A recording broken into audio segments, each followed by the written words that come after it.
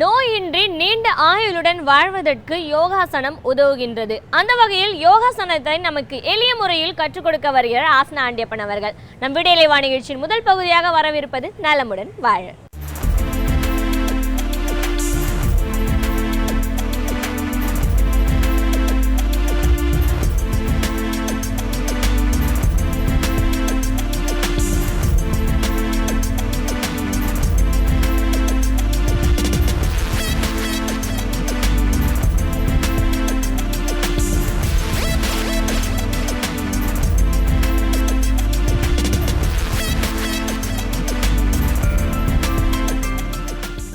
என் அருமை உலகத்தமிழ் மக்களே, தாய்மார்களே, பெரியோர்களே, சிறார்களே, யோக விரும்பிகளே, யோக நண்பர்களே, உங்கள் அனைவருக்கும் என் இனிய காலை வணக்கம்.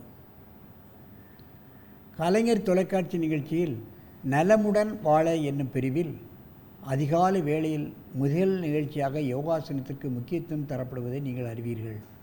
காலங்காலமாக இந்த நிகழ்ச்சி நடைபெற்று கொண்டிருக்கின்றது.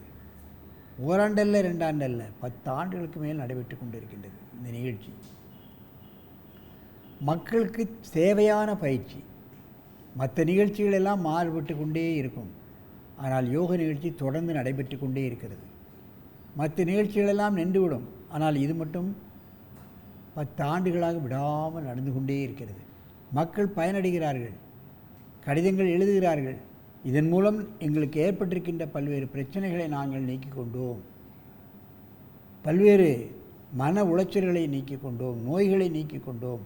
இப்பொழுது மற்றவர்களுக்கும் கற்றுக் கொடுத்து அவர்களுக்கு ஏற்பட்டிருக்கின்ற பல்வேறு பிரச்சனைகளை நீக்கிக் கொண்டு ஆசிரியர்களாக மாறிக்கொண்டிருக்கின்றெல்லாம் எழுதும் பொழுது மிக்க மகிழ்ச்சியாக இருக்கின்றது. அந்த நிலையில் இன்றைக்கு பாருங்கள், நமது அரங்கிற்கு 2 மாணவிகள் இங்கே வந்திருக்கிறார்கள்.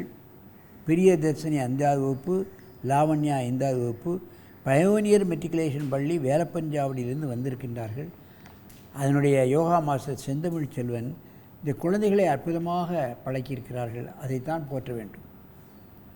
இப்பொழுது இவர்கள் முன் குனிந்த ஏகபாத ஆசனத்தை செய்யப் போகிறார்கள். என் அருமை மாணவர்களே, நீங்கள் மெதுவாக எழுந்திருங்கள்.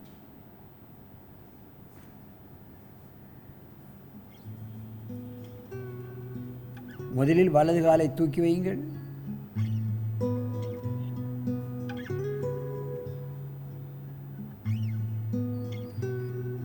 கையை மேலே தூக்கி அப்படியே குனி. கையை பின்னால் கட்ட வேண்டாம், அப்போ தான் விழ மாட்டியே. அப்படி பண்ணு. முதல்ல தலையை உள்ளே கொண்டு போ, தலையை உள்ளே கொண்டு போ. அப்படி விடு. முன் குனிந்த ஏகபாத ஆசனம். இப்பொழுது மெதுவாக எழுந்திருங்கள். மெதுவாக எழுந்திருக்கணும். காலை கீழே இறங்குங்கள். நீண்ட மூச்சு வாங்கிக் கொள்ளுங்கள். இப்பொழுது இடது காலை தூக்கி வையுங்கள். அதே மாதிரி பத்மாசனம் போடுறது மாதிரி காலை தூக்கி வை. அடுத்த கால்.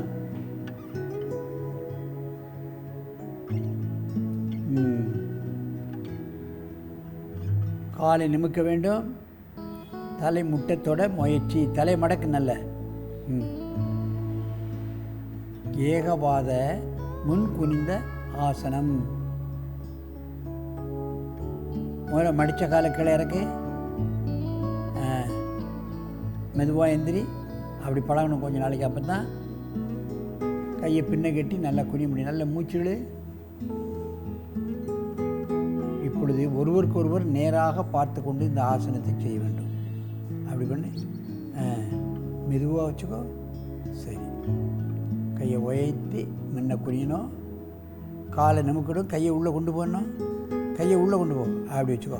முட்டை நிமிரு. ஒரு 20 எண்ணிக்கை அப்படியே இருக்க வேண்டும். ஏகபாத முன் குனிந்த ஆசனம். முதுகெலும்பு உடைக்கப்படுகிறது. ஃபார்வர்ட் பெண்டிங் ஆசனம். ஒரு கால் மடக்கப்பட்டிருக்கின்ற காலத்தால் ஒரு காலத்தில் நிற்கிறார்கள், ஒரு காலில் மனோதிடம் ஏற்படும். மனோபயம் நீங்கிவிடும். தேர்வுகளில் பயமில்லாமல் நல்ல மார்க் வாங்கக்கூடிய அற்புதமான ஆசனம் ஏகபாதாசனம். மெதுவாக எழுந்திருக்கு. காலை இறக்கி விட்டு எழுந்திருக்கலாம்.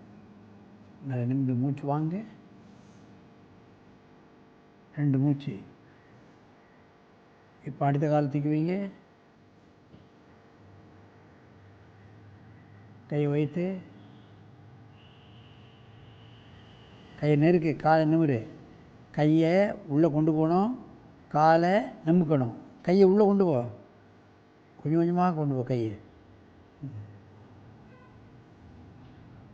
ஒரு 20 எண்ணிக்கை இந்த நிலையில் நீங்கள் இருக்க வேண்டும். முட்டை நிமிரு. முட்டை நிமிரு.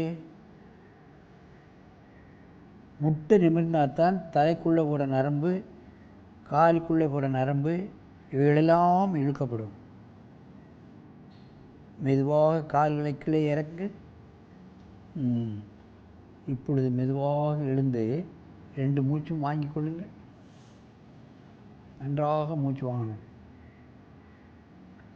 இப்பொழுது வலது காலை தூக்கி வையுங்கள். கையை மேலே வைத்து கொஞ்சம் மெதுவாக அப்படியே 20 எண்ணணும். வயிற்றிலே உள்ள பிரச்சனைகள், முதுகு சம்பந்தப்பட்ட பிரச்சனைகள், தலை உள்ளே போய்விட வேண்டும். தலையை மடக்கே. கழுத்தில் ஏற்படக்கூடிய பிரச்சனைகள் எல்லாம் நீங்கக்கூடிய அற்புதமான ஆசனம். காலை கீழே இறக்குங்கள். நேராக எழுங்கள். முன்பு போல் பத்மாசனத்தில் உட்காருங்கள். அங்கே போய் என் அருமை பெரியோர்களே, தாய்மார்களே, சிறார்களே, பள்ளிகளில் மாணவர்களுக்கு யோகாசனத்தை கண்டிப்பாக கற்றுக் கொடுக்க வேண்டும். தனியார் பள்ளிகளில் இப்பொழுது பெரும்பாலான பள்ளிகளில் யோகாசனம் கற்றுத்தரப்படுகிறது. அரசு பள்ளிகளில் தான் ஏழை எளிய மாணவர்கள் படிக்கிறார்கள். அங்கே கற்றுக் கொடுக்கப்பட வேண்டும். பள்ளிகளில் மட்டுமல்ல, கல்லூரிகள், இன்ஜினியரிங் கல்லூரிகள், மெடிக்கல் காலேஜ் எல்லாத்திலையும் இந்த யோகாசனத்தை கற்றுத்தர வேண்டும். அவர்களுக்கு நோய் என்பதே வரக்கூடாது. பள்ளியில் குழந்தைகளுக்கு நோய் வந்துவிட்டால் பாடத்தை சரியாக படிக்க முடியாது, நல்ல மார்க் வாங்க முடியாது.